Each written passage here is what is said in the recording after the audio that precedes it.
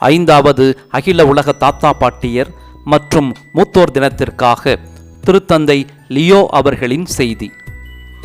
நம்பிக்கை தளராதோர் பேறு பெற்றோர். சீராக் 14:2. கிறிஸ்துவில் பிரியமான சகோதர சகோதரிகளே, தனது மீட்பின் திட்டத்தில் பங்கு பெற கடவுள் வயதான நபர்களை அழைப்பதை விவிலியம் நமக்கு பல உதாரணங்களை வழங்கி தெளிவுபடுத்துகிறது.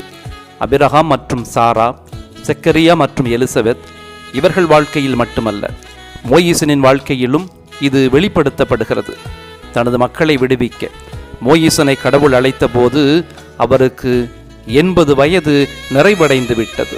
இதன் வழியாக கடவுள் நமக்கு கற்பிக்கும் பாடம், அவரது பார்வையில் முதுமை என்பது ஆசீர்வாதத்தின் காலம், அருளின் காலம்.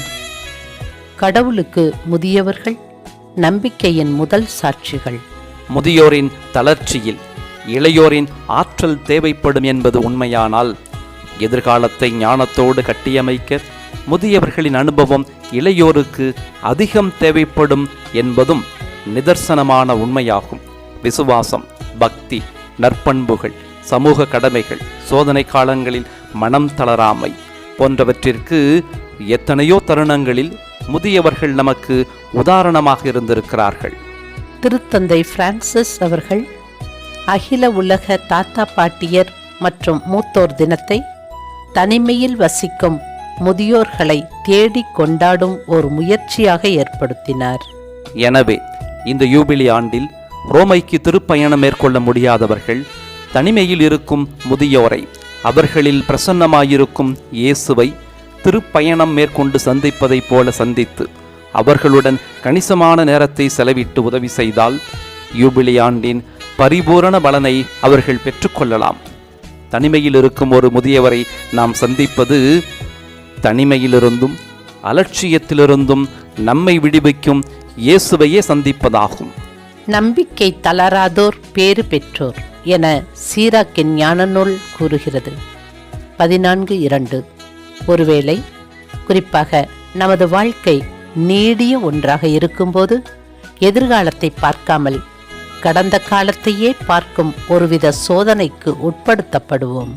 ஆனால் திருத்தந்தை பிரான்சிஸ் அவர்கள் இறுதியாக மருத்துவமனையில் சேர்க்கப்பட்ட போது எழுதியதைப் போல, நமது உடல் பலவீனமாக உள்ளது, இருந்த பொழுதும் அன்பு செய்வதிலிருந்து, ஜெபிப்பதிலிருந்து, நம்மையே கொடுப்பதிலிருந்து, விசுவாசத்தோடு மற்றவர்களுக்காக ஒளிரும் நம்பிக்கையின் அடையாளமாக இருப்பதிலிருந்து நம்மை எதுவும் தடுக்க இயலாது.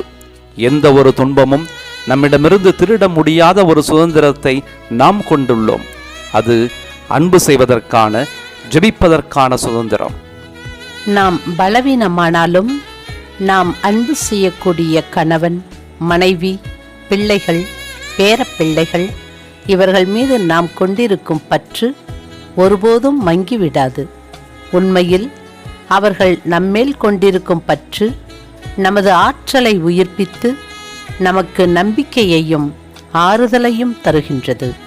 கடவுளோடு ஜெபம் மற்றும் திருப்பலி வழியிலான நமது சந்திப்பு நாம் ஒவ்வொரு நாளும் புதுப்பிக்கப்பட உதவட்டும். கடவுளின் நன்மைத்தனத்திற்காக எப்போதும் அவரை புகழ்ந்தேத்துவோம். நம் அன்புக்குரியவர்களோடு ஒற்றுமையை பயிர் செய்வோம். வெகு தொலைவில் உள்ளவர்களோடு, குறிப்பாக தேவையில் உள்ளவர்களோடு நமது இதயத்தை திறப்போம். இவ்வழியாக நமது வயது எதுவாகினும் நாம் நம்பிக்கையின் அடையாளங்களாவோம். புனல்வாசல். புனித பிரான்சிஸ் சவேரியார் ஆலயத்திலிருந்து 5வது அகில உலக தாத்தா பாட்டியர் மற்றும் மூத்தோர் தின வாழ்த்துக்களை தெரிவித்துக் கொள்கின்றோம். God bless you.